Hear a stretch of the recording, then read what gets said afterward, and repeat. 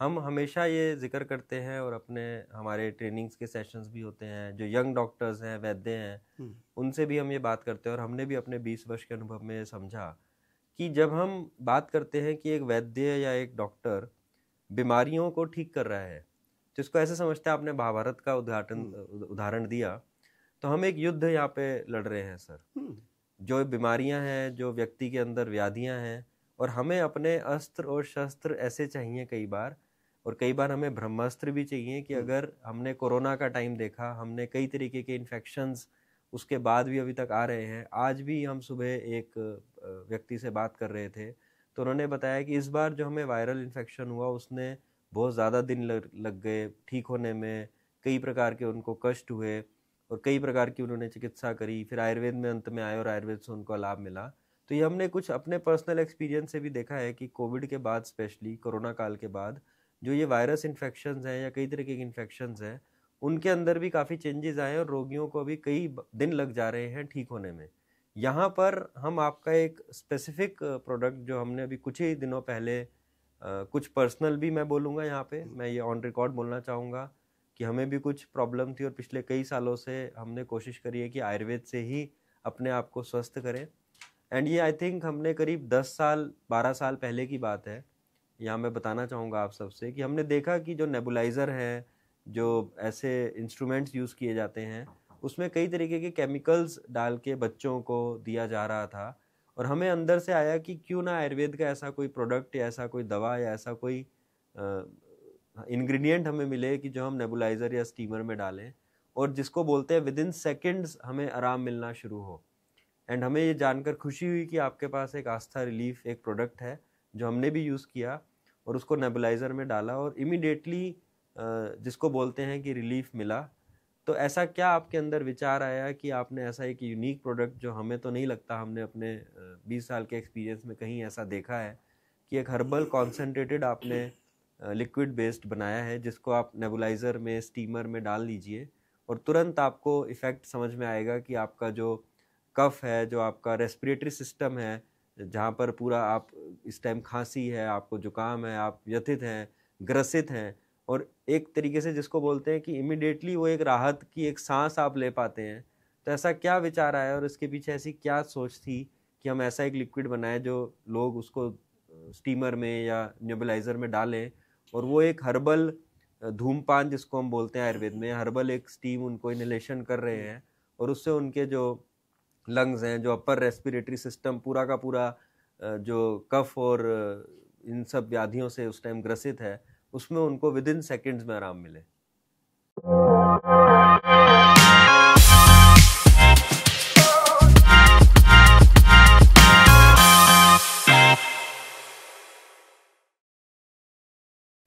अब इसमें थोड़ा सा मॉडर्न मेडिकल साइंस को साथ में लीजिए। ग्रेट। हाँ, नहीं, हम किसी को यहाँ पे क्रिटिसाइज नहीं कर रहे हैं, वो लेकिन हमें देखिए मॉडर्न मेडिकल साइंस से में मतलब है, हमें किसी पैथी से मतलब जी नहीं है। जी, हम वायरस का अध्ययन करते हैं, तो मुझे आयुर्वेद में कहीं वायरस या बैक्टीरिया जैसी कोई चीज मिली नहीं।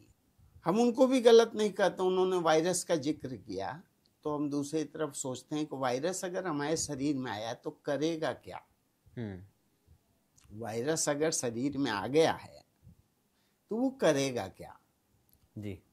तो या तो कफ को बढ़ाएगा, दोष तो तीन ही ना, कफ, वात, पित्त। जी, कोई भी वायरस आया है, कोई भी बैक्टीरिया आया है, तीनों में से कुछ कुपित होगा।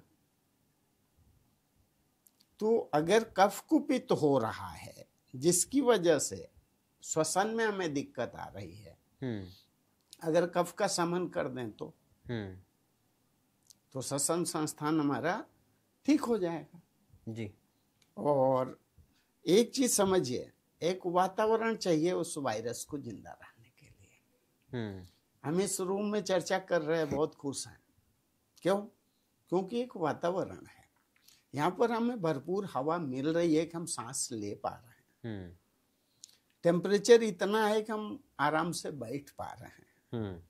तो जो वायरस घुसा है, अगर उसके अनुकूल वातावरण हमारे शरीर में रहेगा तो क्या करेगा, कफ को बढ़ाता जाएगा, पनपेगा। फिर अंग्रेजी में उसको लोग बोलेंगे इन्फेक्शन, संक्रमण।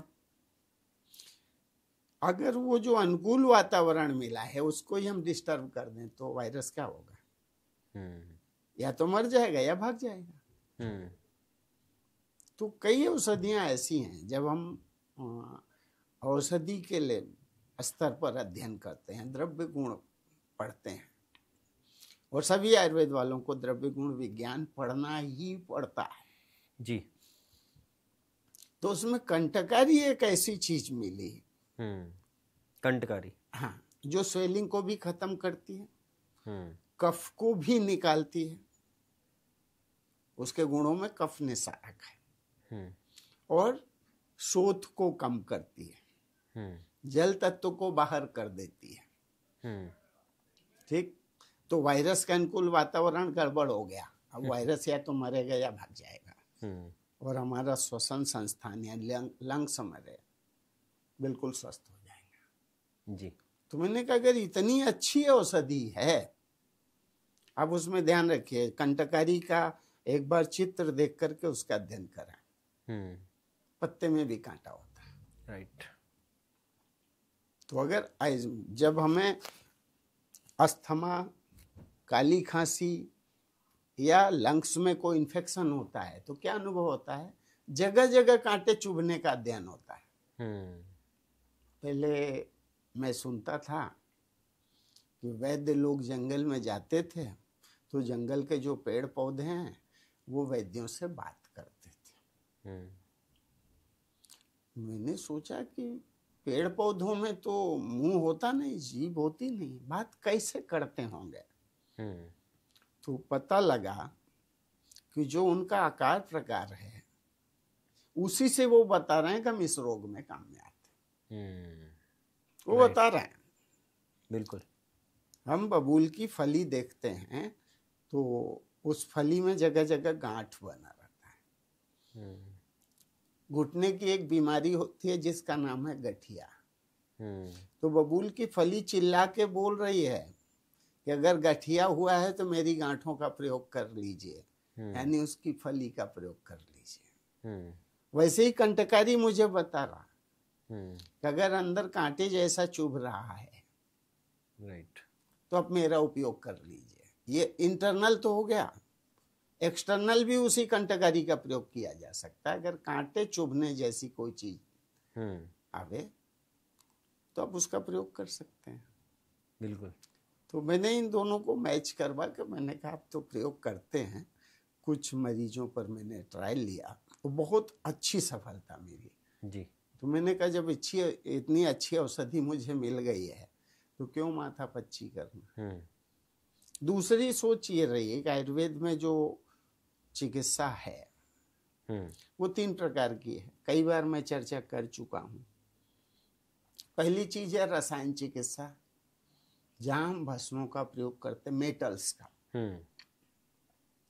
और बहुत महंगी पड़ती है। मात्रा सूक्ष्म होती है, रत्ती में होती है। बहुत हुआ तो मासे में पहुंच सकते हैं। मासा भी 1 ग्राम, नहीं तो 1 रत्ती 125 मिलीग्राम, तो 2 रत्ती 4 रत्ती तक काम हो जाता है।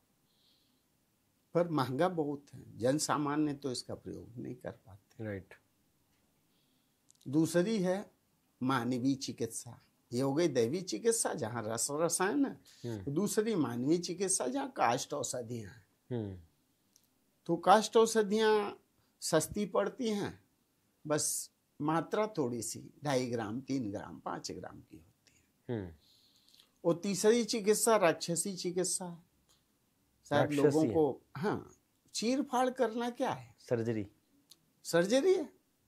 मेरा मानना है, मैं कह रहा हूँ राक्षसी चिकित्सा नहीं समझ में आता तो राक्षस क्या करता है, चीर फाड़ देता है। हमारे यहाँ कहा गया है कि अगर अति आवश्यक ना हो तो सर्जरी का सहारा नहीं लेना चाहिए। तो मैं सबसे सरल चिकित्सा पद्धति में आ गया, काष्ठ औषधियों में। वहीं से हमने एक एक मोती उठाए उनको मिक्स करके अपना फार्मूला तैयार किया। ग्रेट। जो देखने में आता है कि अब स्वर्ण का योग, रजत का योग, बहुत महंगे महंगे योग जो लाभ नहीं दे पाते, वो लाभ मुझे काष्ठ औषधियों से मिल रहा है। ये काष्ठ औषधियां मेरी बनाई तो नहीं है, परमात्मा ने बनाया। तो जब परमात्मा ने इतना बड़ा खजाना मुझे दे रखा है जी, तो थोड़ा सा अध्ययन करने में क्या जाता है। बिल्कुल। तो हमने बुजुर्गों के साथ भी सीखा, ग्रंथों से भी सीखा, खुद भी प्रयोग किया। कई बार सफल नहीं हुए तो कई साल लग गए मुझे, लेकिन मैंने कहा ग्रंथ में दिया है तो मेरे ग्रंथ तो गलत नहीं हो सकते। हो सकता है कि मेरे बनाने में कुछ दिक्कत हो।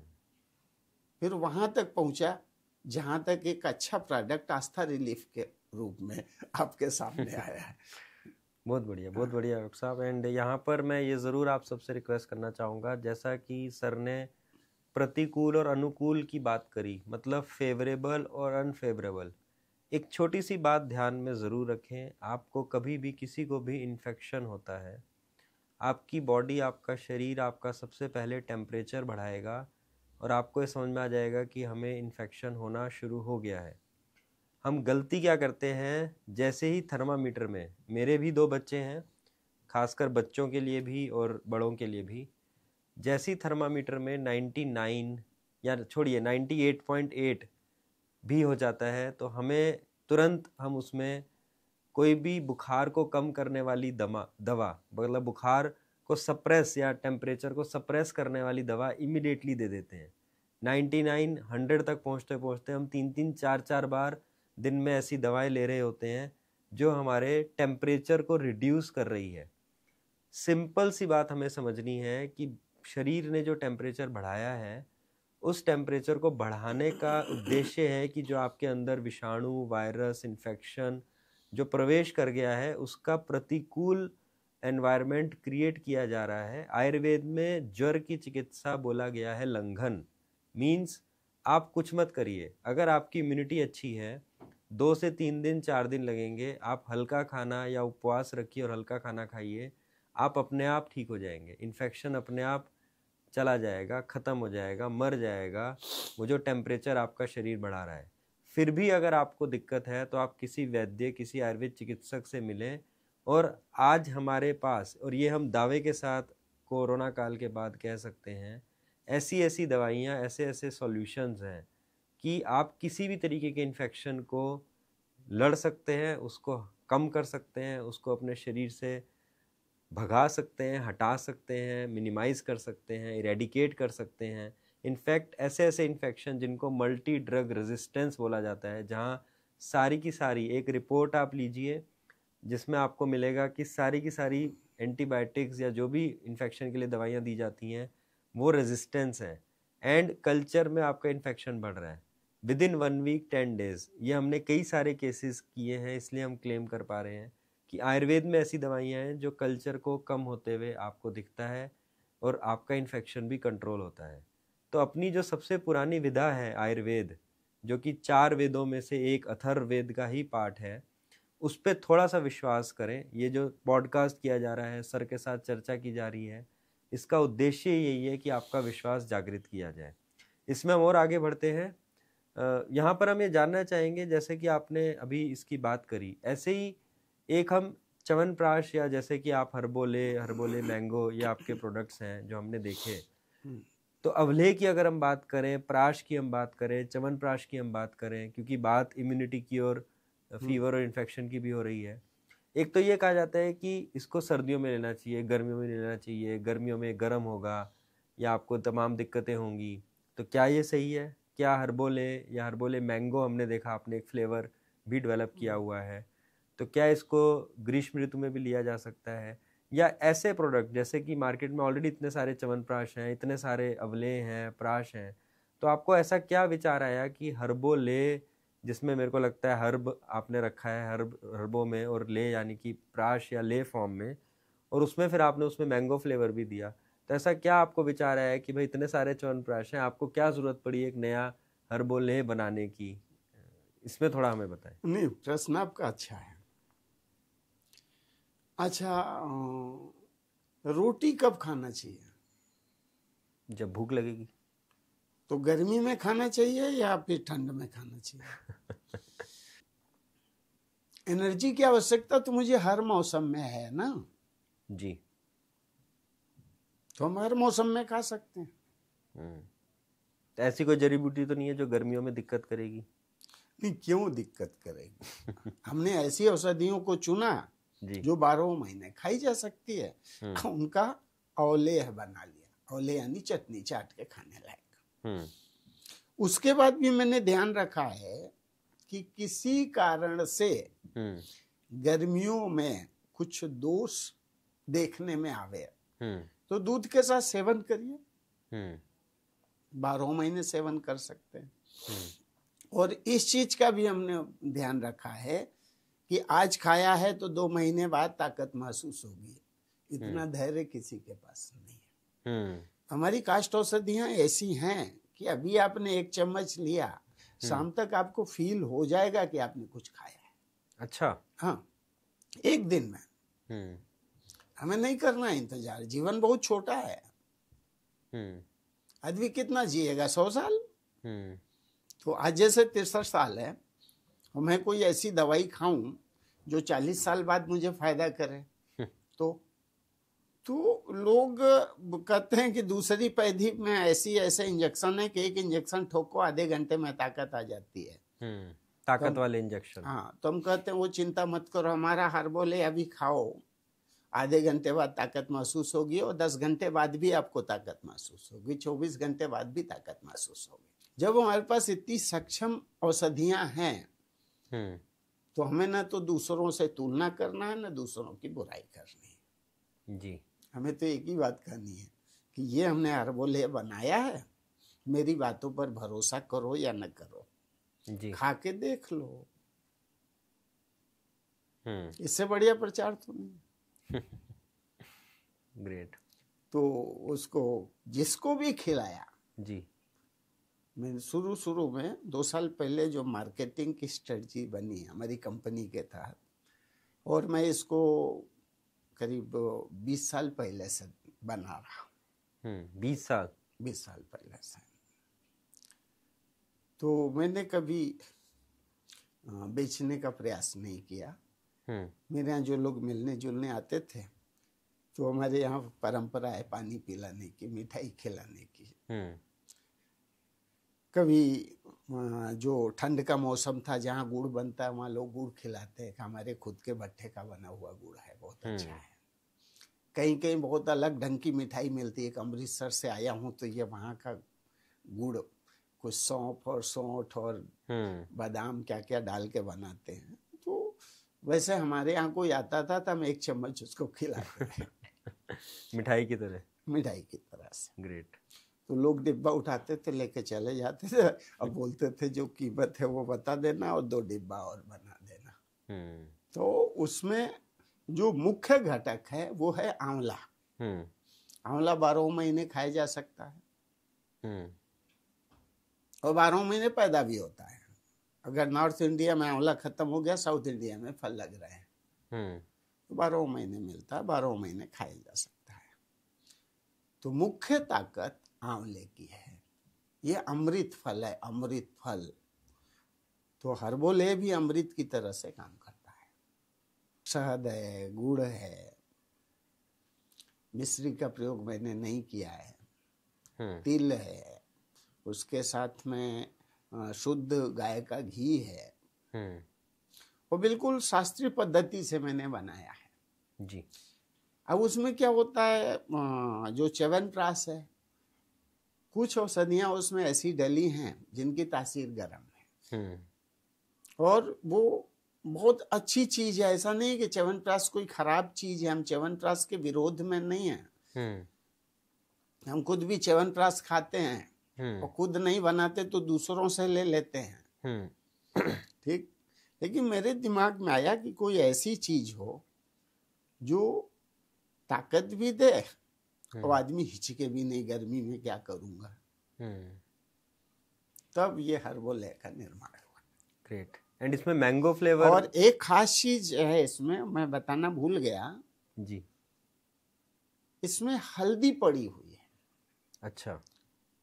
हल्दी जो चूने के साथ प्रोसेस की हुई है, 1.5 महीने का टाइम लगता है उस प्रोसेस में। तो हाईली अल्कलाइन है। अब समझिए जी। कुछ लोग कहते हैं हम च्यवनप्राश खाते हैं पिंपल निकल आता है, तो हम कहते हैं हर्बोले खाओ पिंपल खत्म हो जाएगा। हाईली अल्कलाइन है, तो 12 महीने खाया जा सकता है। बिल्कुल। और मैंगो इसलिए मुझे लाना पड़ा कि कई बार बच्चों को आंवले का टेस्ट पसंद नहीं आता। तो बच्चे भी खा सकते हैं इसको? बच्चे भी खा सकते हैं। उनकी मेमोरी शार्प होगी, हड्डियां मजबूत होंगी उनकी, जो भी पोषक तत्व उनको चाहिए।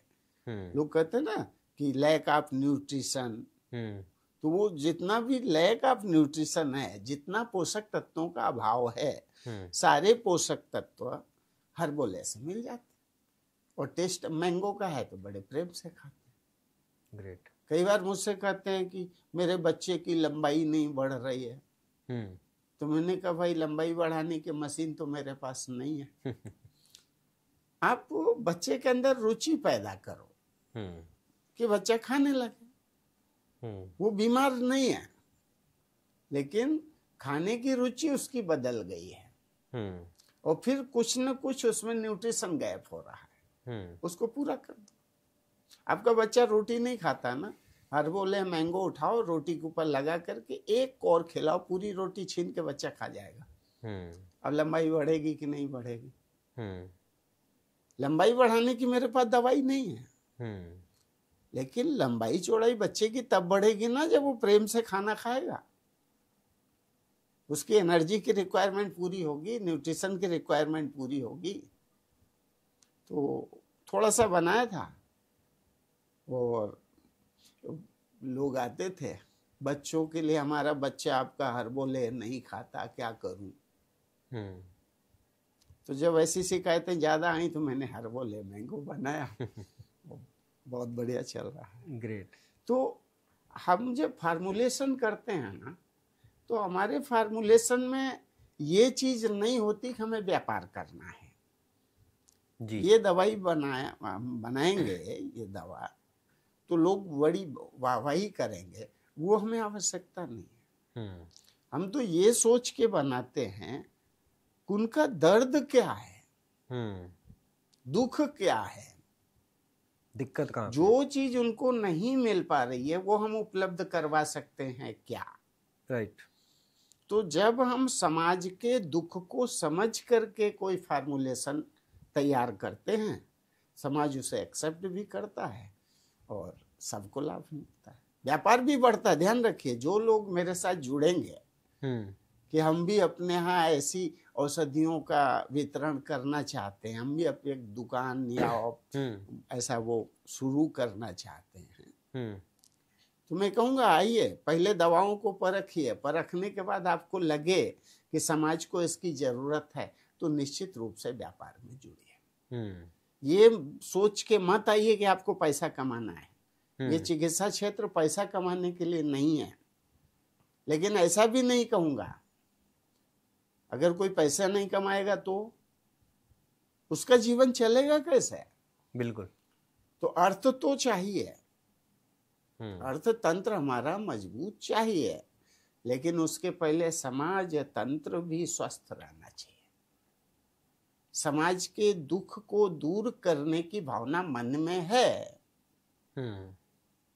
शिव कल्याणकारी है, तो फिर बाकी लक्ष्मी तो आपके पास आएगी, आप चिंता न करें। इसलिए दर्शकों से यही अनुरोध है कि इसको पहले परखिए।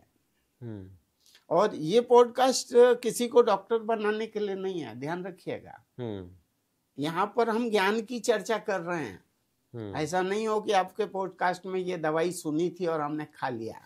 अभी पाइल्स की चर्चा हुई, लीवर की चर्चा हुई जो है, फिर अभी ये हेल्थ टॉनिक की चर्चा हो रही है। तो किसी को डॉक्टर बनाने के लिए पॉडकास्ट नहीं है। हाँ, खुद अगर आपको कुछ पूछना है, जांचना है, तो डॉक्टर पीयूष जुनेजा जी का फ़ोन नंबर भी डिस्क्रिप्शन में दे देंगे, आप फ़ोन लगा के पूछ सकते हैं और मेरा नंबर भी उसमें डल जाएगा, जो है वहाँ से आप चर्चा कर सकते हैं। लेकिन बिना चर्चा के लिए किए स्वयं डॉक्टर बनने का प्रयास नहीं करना चाहिए। बिल्कुल। यहाँ पर हम ये बात ज़रूर आप सबको बताना चाहेंगे कि जितनी दवाइयों का या जितने ये प्रोडक्ट्स का हम यहाँ पे डिस्कशन कर रहे हैं, ये एक हमारा और सर का भी म्यूचुअल डिसीजन है कि कोई भी दवा, कोई भी प्रोडक्ट फ्रीली मार्केट में अवेलेबल नहीं मिलेगा आपको। आपको अगर चाहिए तो आप एक सिस्टम के थ्रू आएँ, आपको डॉक्टर्स की टीम, वैद्य मिलेंगे जो आपको पहले समझेंगे, आपकी प्रकृति, आपकी विकृति, आपके आहार विहार को समझा जाएगा, आपको उसकी प्रॉपर गाइडेंस दी जाएगी। उसके बाद अंडर मेडिकल सुपरविजन एक आयुर्वेदिक डॉक्टर, वैद्य के अंडर आपको अगर स्टार्ट करना है तो आप इन प्रोडक्ट्स को स्टार्ट कर सकते हैं। इसमें काफ़ी सारे एक्सटर्नल एप्लीकेशन के प्रोडक्ट्स हैं, मेडिसिन हैं, जिनकी चर्चा की जाएगी आगे आने वाले एपिसोड में, तो उसको समझें। ठीक है, आपको बालों के लिए कोई टॉनिक लगाना है, आपको तेल लगाना है, वहाँ तक तो कोई प्रॉब्लम नहीं है। लेकिन अगर कोई भी इंटरनल आपने स्टार्ट करना है प्रोडक्ट या मेडिसिन, एंड ये इस पॉडकास्ट या इस प्रोडक्ट रेंज या इस कंपनी की बात नहीं है, कि इन जनरल भी हम आप सबसे रिक्वेस्ट करना चाहेंगे कि विद ड्यू रेस्पेक्ट जो भी चल रहा है D2C में, लोग जिसको बोलते हैं D2C स्टार्टअप सिस्टम, करोड़ों रुपए का बिजनेस किया जा रहा है। लोग कई बार कहीं शार्क टैंक में जा रहे हैं, कोई डिजिटल में जा रहा है, कोई ई-कॉमर्स पे बेच रहा है, कोई टीवी चैनल्स पे ऐड हो रहे हैं, आयुर्वेद के नाम पे बहुत कुछ चल रहा है। प्लीज़ उन सब से थोड़ा सा ध्यान से रहें। कहीं पर भी अगर आपको डाउट हो तो अपने नियर बाय एक रजिस्टर्ड BAMS आयुर्वेदिक डॉक्टर या वैद्य को ज़रूर ढूंढें, उनसे मिलें, और उनके बाद किसी भी प्रोडक्ट को अडॉप्ट करना है। अगर टेक्निकली आप लेबल पढ़िए, लेबल पे लिखा होगा कि एक आयुर्वेदिक प्रोप्राइटरी मेडिसिन या हर्बल मेडिसिन है, तो उसको बिना किसी डॉक्टर, आयुर्वेदिक डॉक्टर या वैद्य के सुपरविजन के मत लीजिए। इनके भी साइड इफ़ेक्ट्स हो सकते हैं। जहां एक तरफ हम केमिकल सॉल्यूशंस को क्रिटिसाइज़ करते हैं कि उनके साइड इफ़ेक्ट्स हैं, हर्बल और आयुर्वेदा के भी साइड इफ़ेक्ट्स हो सकते हैं अगर उनको आपने किसी एक्सपर्ट की सुपरविजन या गाइडेंस में नहीं लिया तो प्लीज़ इस चीज़ को ज़रूर ध्यान रखें। ऐसे ही हमसे जुड़े रहें, हमें सपोर्ट बनाते रहें। अगले एपिसोड में हम फिर से डॉक्टर अशोक अयोध्यावासी के साथ कुछ और प्रोडक्ट्स, कुछ और प्रॉब्लम्स के बारे में चर्चा करेंगे। आप सब ज़रूर हमें लाइक करें, सब्सक्राइब करें, हमें फॉलो करें। अगर ये पॉडकास्ट आपको अच्छा लगा तो इसको ज़रूर अपने नेटवर्क में शेयर करें, और ज़्यादा से ज़्यादा लोगों तक ये मैसेज, ये संदेश जो हमारे माननीय प्रधानमंत्री से लेके सब लोग हमें ये समझा रहे हैं, बता रहे हैं कि जो आयुर्वेद है, आयुर्वेद हमारी सॉफ्ट पावर है। Ayurveda one of the oldest system of life है, आयु का ज्ञान है। तो हमें एक भारतीय, एक भारतवासी होने पे गर्व होना चाहिए। ये आयुर्वेद हमारा ही है, हमारे ही ऋषियों मुनियों ने इसको हम तक पहुंचाया है। तो आज हमारे ऊपर ये जिम्मेदारी है, ये दायित्व है कि इसको हम पूरे विश्व में लेके जाएं। इसी सोच और इसी उम्मीद के साथ हम आपसे जुड़े रहेंगे और चाहेंगे कि आप ज़रूर इस वीडियो को शेयर करें। धन्यवाद।